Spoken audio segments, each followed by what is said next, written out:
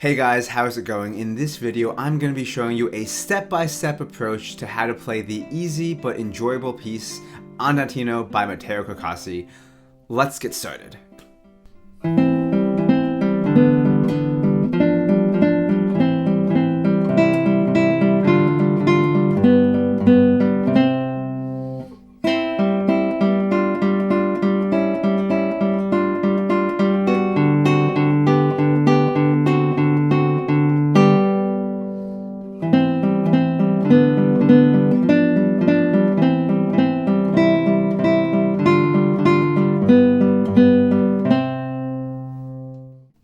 Okay, so before we talk about anything else, the first thing I want to talk about is the form.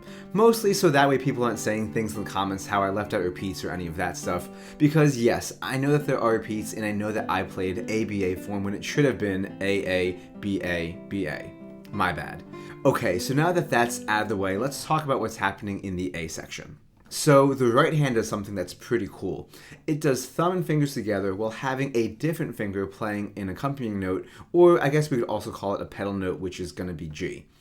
The best way to practice this is going to be working on the right hand alone, and there are 4 different patterns you want to check out. Here's each one of them done nice and slow. The first pattern that we're going to have is going to be thumb and fingers playing together on the D with the thumb and on the B string with the middle finger. I like to use the middle finger as a rest stroke so that way we get a little bit more sound since this is going to be our melody. You're going to play them together and then you're going to have the index finger play a G. Let's do this pattern 4 times, nice and slow.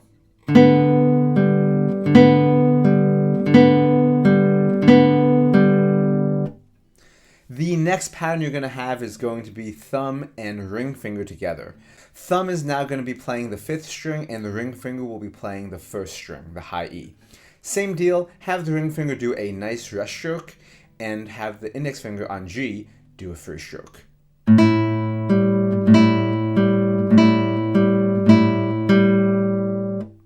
Pattern number 3 is very similar. The ring finger is going to stay on the high E, but the thumb is going to hop down to the 4th string, D. Same thing, 4 times, nice and slow.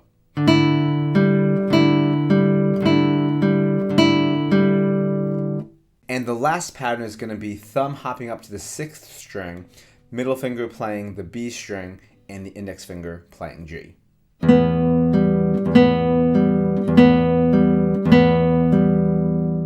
If you're ready, let's go ahead and try each pattern back to back. We're going to do 4 of each.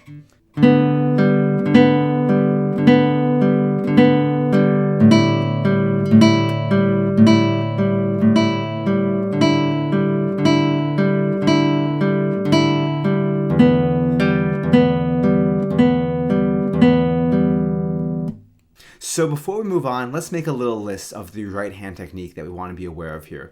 Number 1 is that in this section of the piece, you're following what I like to think of as the 1 finger per string rule. What that means is if you're playing the 2nd string, you have to use the middle finger. If you're playing the 1st string, you have to use the ring finger. If you're playing the 3rd string, you have to use the index finger. And if you're playing the 4th, 5th, or 6th string, you have to use the thumb. Number 2 is that every single time we play either the middle finger or the ring finger, we're playing a melody note. And what we want to do here is we're going to play that note with a rest stroke as opposed to a free stroke. And then the index finger, which is always playing G after every single melody note, we're going to be playing with the index finger doing a free stroke.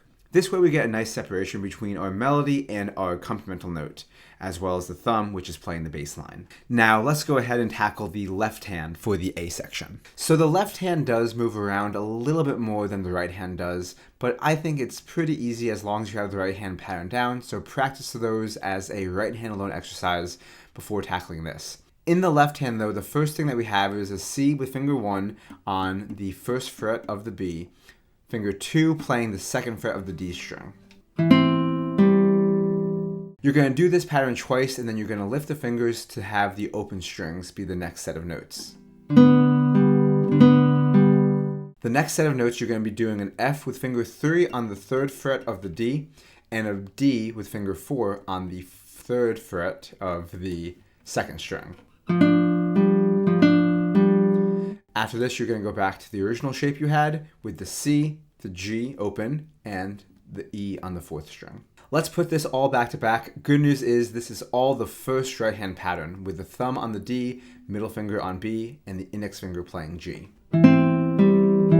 Lift, 3 and 4, first shape.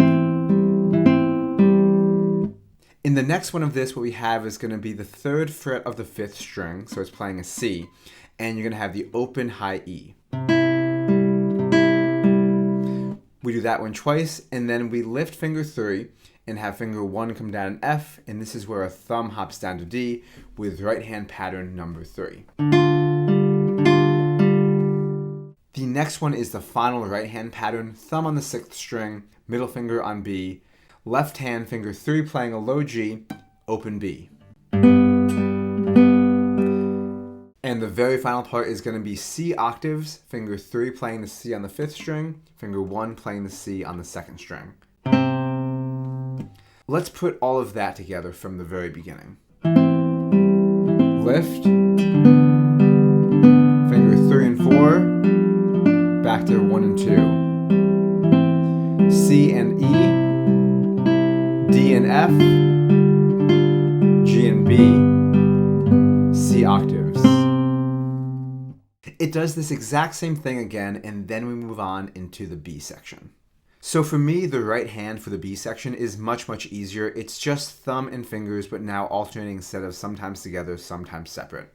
But let's break it down right hand alone just to keep it just as easy as the first one was. So when looking at this right hand alone, first you're going to do the B and the E together, and then thumb on G.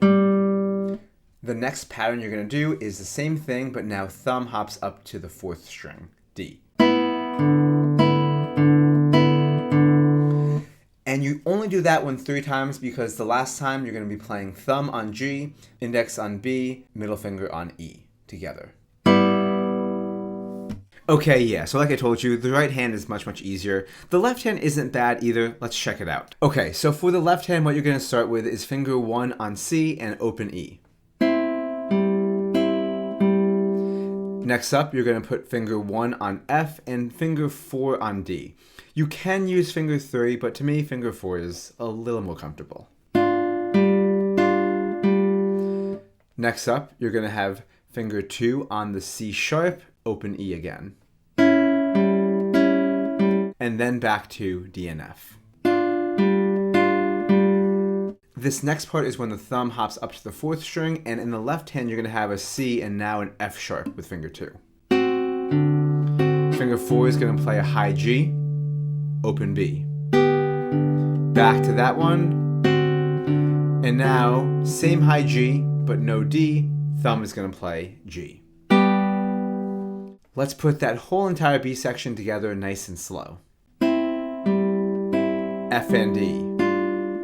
C sharp and E, back to F and D. F and C, thumb D, high G, F sharp and C, together. And believe it or not, that's actually the whole thing. Like I said before, the piece is just A, B, A, B, A, and we just did the A section, and we just now did the B section. Nothing left to do but to play the whole entire thing. Anyway, that's all for this video on Andantino by Matteo Carcassi. Let me know if you have any questions down below in the comments. As you may have noticed, I didn't put any sheet music in the video, but if you do want to see that, links of where you can purchase it can be found down below. But I think with this one, you can probably learn it pretty easily from watching this video and maybe even just listening to the piece a few times. Anyway, let me know if you found this video helpful, what pieces you want me to cover next in the near future, and in the meantime, if you want more classical guitar content, go ahead and check out my channel and subscribe if you like what you see. Anyway, get to practicing, and until then, I will see you in the next video. Thanks for watching.